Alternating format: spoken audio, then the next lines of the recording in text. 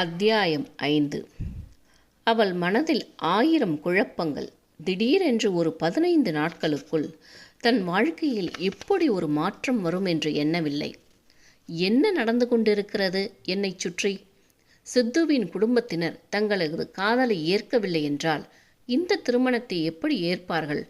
தன்னை பெற்றவர்களையும் ஏமாற்றிவிட்டு என்ன வாழ்க்கை வாழ்ந்துவிடப் போகிறோம் என்று எண்ணங்களின் சுழற்சியில் சிக்கிக்கொண்டவளை மாலினியும் சரவணனும் அழைத்து கொண்டு லைப்ரரிக்கு சென்றார்கள். அங்கு வைத்து தங்களது பிளானை கூறினார்கள்.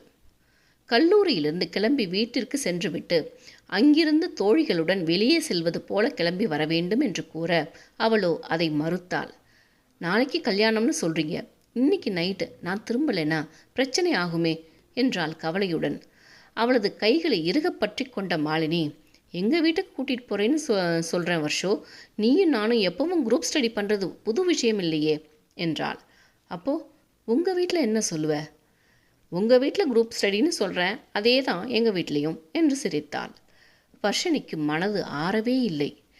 பெரிய தவறை நோக்கி தான் அடியெடுத்து வைப்பதாக தோன்றியது.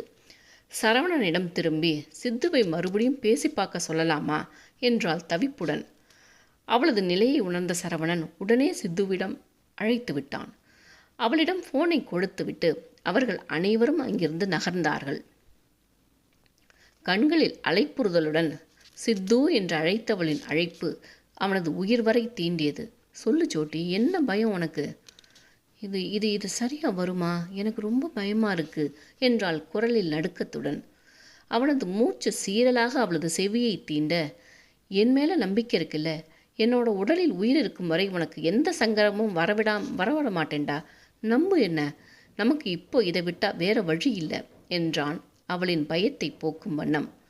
அவனது குரலில் தன் மீதான நேசம் வழிந்தோடுவதை உணர்ந்தவளுக்கு அதன் பிறகு அடுத்த சிந்தனை வரவில்லை. நான் வரேன் சித்து என்று விட்டாள்.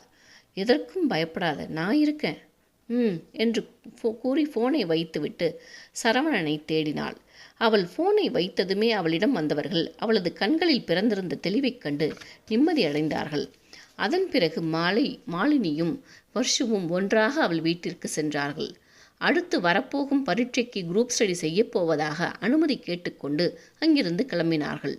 அவளது கல்லூரி பையிலேயே 2 நாட்களுக்கு வேண்டிய துணிமணிகளை எடுத்து வைத்துக்கொண்டு மாலினி வீட்டை அடைந்தார்கள். அவர்கள் எங்கு சென்றாலும் அவர்களை நீரஜின் ஆட்கள் தொடர்ந்தார்கள். வர்ஷினியும் மாலினியும் வீட்டில் இருக்கவும் அதுவும் நீரஜிற்கு தெரிவிக்கப்பட்டது. அவளை மிஸ் பண்ணாதீங்க, நிச்சயம் என் மகன் அவளை தேடி வருவான். ஓகே சாப். மாலினியின் வீட்டில் அவளது அறையில் இருந்தவளின் மனநிலை நேரம் ஆக ஆக மேலும் பதற்றம் அடைந்தது. கலவரம் அடைந்த முகத்துடனே அமர்ந்திருந்தவளைக் கண்டு பாவமாக இருந்தது.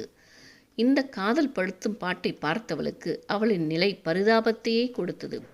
அவளது தோளில் கை வைத்து ஆதரவாக தட்டி கொடுத்தவள், எதையும் நினைச்சு கலங்காத வர்ஷோ, சித்தார்த் எல்லாவற்றையும் ஹேண்டில் பண்ணிடுவார் என்று தைரியம் ஊட்டினாள். என்று சொன்னாலும் அவளது மனநிலை மாறவே இல்லை. மெல்ல இரவு நெருங்கத் தொடங்கியிருந்தது. நீரஜின் நாட்கள் மாலினி வீட்டை சுற்றியே வட்டமிட்டு கொண்டிருந்தனர். சரவணனும் மற்றவர்களும் அவர்களை எப்படி அப்புறப்படுத்துவது என்று யோசித்து கொண்டிருந்தனர். அப்பொழுது சித்தார்த் அவர்களுக்கு ஃபோன் செய்து ஒரு ஐடியாவை கொடுக்க அதன்படி செய்ய முடிவெடுக்கப்பட்டது. அதே சமயம் மாலினிக்கும் ஃபோன் செய்து தயாராக இருக்கும்படி கூறிவிட்டார்கள். நீரஜின் நாட்கள் அனைவரும் அந்த தெருவை சுற்றி கொண்டிருக்க சரவணன் தனது மற்றொரு நண்பனான கேஷவை அழைத்து விஷயத்தை கூற அவனும் முதலில் மறுத்து பின் ஒத்துக்கொண்டான். அவர்கள் நிலைமையை கையாள தயாராக அங்கு வந்து காத்திருக்க ஆரம்பித்தனர். இரவு நெருங்க நெருங்க அங்கு நடமாட்டம் குறைய ஆரம்பிக்க நீரஜின் ஆட்களைத் தவிர வேறு எவரும் இல்லை. அப்பொழுது அந்த வழியாக ஒரு பெண் தனது ஸ்கூட்டியில் செல்ல அதற்காகவென்றே காத்திருந்த கேசவ் தனது பைக்கில் அவளை தொடர்ந்து சென்று வழிமறிக்க அவள் அதிர்ந்து போய் சத்தம் போட மேலும் அவன் அவளிடம் வம்பிழுக்க நீரஜின் ஆட்களோ இது என்ன புது பிரச்சனை என்று வேடிக்கை பார்க்க ஆரம்பித்தனர். அப்பொழுது சரவணனும் மற்றவர்களும் திடுதிடுவென்று அங்கு ஓடி வர அந்த பெண் ஓவென்று கத்த ஆரம்பித்ததும் வீடுகளில் உறங்க ஆரம்பித்தவர்கள் எல்லாம் வெளியே வந்து விட்டிருந்தனர். அதற்குள் கேசவ் அங்கிருந்து நழுவி இருக்க சரவணனும் மற்றவர்களும் வேடிக்கை பார்த்து கொண்டிருந்த நீரஜின் ஆட்களின் மீது தாக்குதலை தொடங்கியிருந்தனர். ஏரியாவாசிகள் என்னவென்று விசாரிக்க அவர்கள் தனியாக சென்று கொண்டிருந்த பெண்ணிடம் பிரச்சனை செய்தார்கள் என்று கூறிவிட்டனர். அந்த பெண்ணிற்கும் அவர்கள் எல்லோரும் சேர்ந்துதான் தன்னிடம் பிரச்சனை செய்தார்கள் என்று எண்ணி ஆம் என்று கூறிவிட்டாள். அவ்வளவுதான். அடுத்த நிமிடம் யாரோ ஒருவர் போலீசிற்கு அழைத்துவிட அவர்கள் வந்து மொத்தமாக நீரஜின் ஆட்களை அள்ளிக்கொண்டு சென்றனர். வெற்றிகரமாக தடையை விலக்கிவிட்டு அங்கிருந்து வெளியேறினார்கள் சரவணன் குழுவினர். அனைவரும் வீட்டிற்குள் முடங்கியதும் மாலினியும் வர்ஷினியும் சரியான நேரத்திற்காக காத்திருந்தார்கள். மாலினியின் பெற்றோர் உறக்கத்தை தழுவியதும் இருவரும் கதவை திறந்து கொண்டு வெளியே வந்தனர். தெருமுனை வரை பயத்துடன் வந்தவர்கள் அவர்களுக்காக காத்திருந்த சரவணன் காரில் ஏறி அமர்ந்தனர். வர்ஷினியின் மனம் படபடவென்று அடித்து கொண்டது. நாளை என்ன மாதிரியான விடியல் என்று புரியாமல் தவித்து கொண்டிருந்தாள். மாலினி அவளது கரத்தை பற்றி அழுந்த பிடித்து கொண்டு, சித்தார்த் கிட்ட விட்டுட்டு நான் திரும்பி வந்துடுவேன் வர்ஷோ. நானும் இங்கே இல்லைன்னா எல்லோருக்கும் விஷயம் தெரிஞ்சிடும். அதனால் விடியும் முன்னே நான் இங்கே வந்துடுவேன். வேறு எதையும் நினைக்க வேண்டாம் என்று மனதிற்குள் உருப்போட்டபடி அந்த 2.5 மணி நேர பயணத்தையும் கடந்தாள். அவர்கள் வருவதற்குள் தனது நண்பன் மூலமாக அவனிடமிருந்த கெஸ்ட் ஹவுஸின் சாவியை வாங்கியிருந்தான் சித்தார்த். அந்த அட்ரஸிற்கு வரும்படி தகவல் தெரிவித்துவிட்டு அவர்களுக்காக காத்திருக்க ஆரம்பித்தான். அனைவரும் வந்து சேரவும் வர்ஷினியை பார்த்ததும் தான் சித்தார்த்திற்கு மூச்சே வந்தது. அவள் தன்னிடம் வராமல் எதுவும் தடை வந்து சேர்ந்து விடுமோ என்று உள்ளுக்குள் பயந்திருந்தான். அதனால் அவளை கண்டதும் தான் நிம்மதியானது. 15 நாட்களாக மனதில் அழுந்தி கிடந்த தவிப்பு அவனை கண்டதும் யாரையும் கண்டுகொள்ளாமல் சித்து என்று அழைத்தபடி அவனை நோக்கி ஓடினாள். தன்னை கண்டு ஓடி வருபவளை கைகளை விரித்து நெஞ்சோடு அணைத்து கொண்டான். அவனது நண்பர்களுக்கு இத்தனை நேரம் இருந்த படபடப்பு மறைந்து இதற்குத்தானே இவ்வளவு தடைகளையும் தாண்டினோம் என்கிற நிம்மதி எழுந்தது. அந்த சூழ்நிலையின் கனத்தை குறைப்பது போல, ஏன் சரவணா, யாரோ எனக்கு பயமாக இருக்குது அப்படி இப்படின்னு சொன்ன மாதிரி இருந்துச்சே, உனக்கு தெரியுமா என்றாள் மாலினி கிண்டலாக. அவனது கைகளிலிருந்து விலகி மாலினியை முறைக்க அவள் அருகே சென்றவளோ, மனசுக்குள்ளே இத்தனை ஆசையை வச்சுக்கிட்டு எப்படித்தான் அமைதியாக இருந்தியோ என்று மேலும் கிண்டல் செய்தாள். சுமார் 1/2 மணி நேரம் எல்லோருமாக அமர்ந்து அடுத்த நாளுக்கான ஏற்பாடுகளை பற்றி பேசிக்கொண்டிருக்க வர்ஷினியோ சித்தார்த்தின் கரங்களை இறுகப் பற்றியபடியே அமர்ந்திருந்தாள்.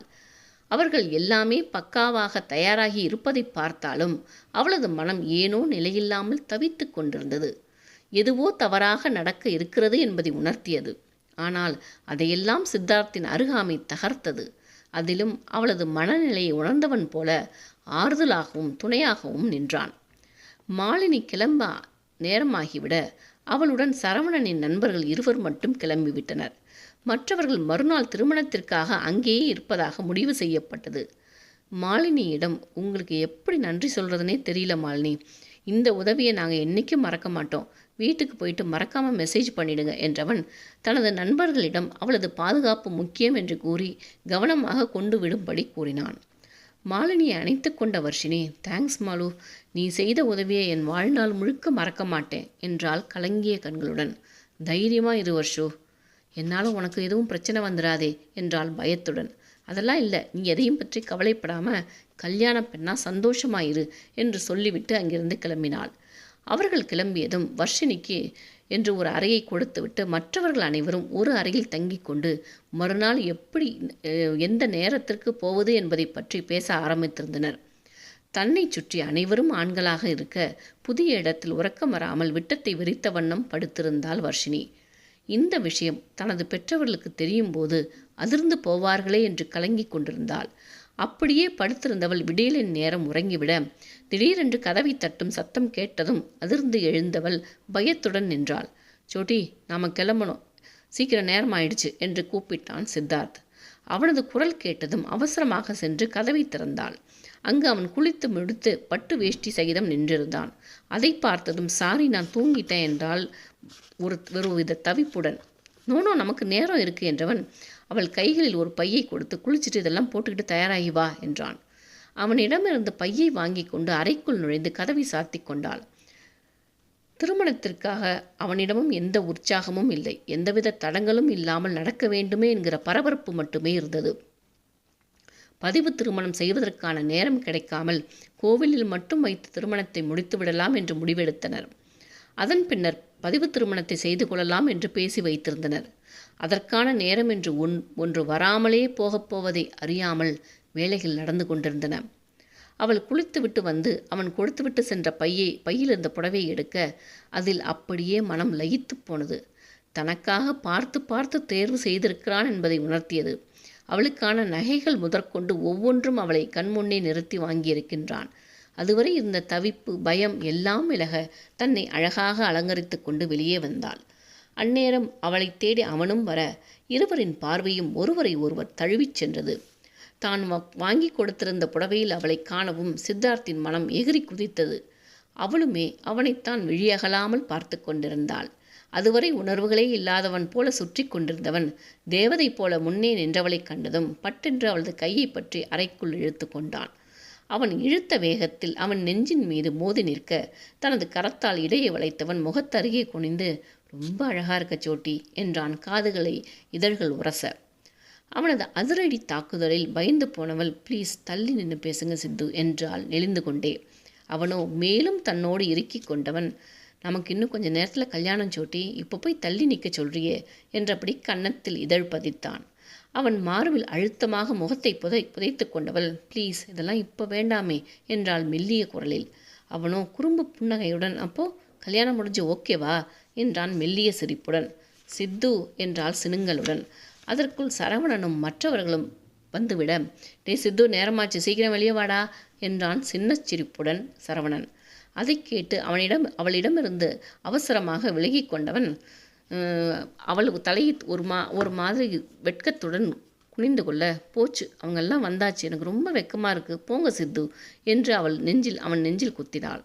அவளை விடுவிக்க மனமில்லாமல் அழுத்தமாக கன்னத்தில் முத்தம் வைத்துவிட்டு, நோ வெக்கம் ஜோட்டி என்று மெல்லிய சிரிப்புடன் அவளது இடையில் கரத்தை போட்டு தன் அருகே நெருக்கிக் கொண்டே வெளியே வந்தான். அவர்களை அப்படி பார்த்ததும் நண்பர்கள் விசிலடிக்க அதைக் கண்டு மேலும் அவன் நெஞ்சில் முகம் புதைத்து கொண்டாள். அந்நேரம் இருவரின் மனதிலும் இருந்த சஞ்சலங்கள் நீங்க அந்த தருணத்தை ரசிக்க ஆரம்பித்திருந்தனர். நண்பர்களோடு கிளம்பி அருகே இருந்த கோவிலுக்கு செல்ல அங்கே முன்னரே எல்லாம் தயாராக இருக்க ஐயர் வந்து மந்திரம் சொல்லி திருமாங்கல்யத்தை எடுத்து கொடுக்க அவளது கழுத்தில் கட்டினான். அவளது மனமோ இந்த உறவு எந்த காலத்திலும் பிரிவென்னும் பாதைக்கு சென்றுவிடக்கூடாது என்கிற வேண்டுதலை முன்வைத்தது. அவளும் அதையே வேண்டியிருந்தாள். அவர்களின் கோரிக்கையை சோதனைக்கு உள்ளாக்க இருப்பதை எண்ணி சிரித்து கொண்டார் முருகப்பெருமான்.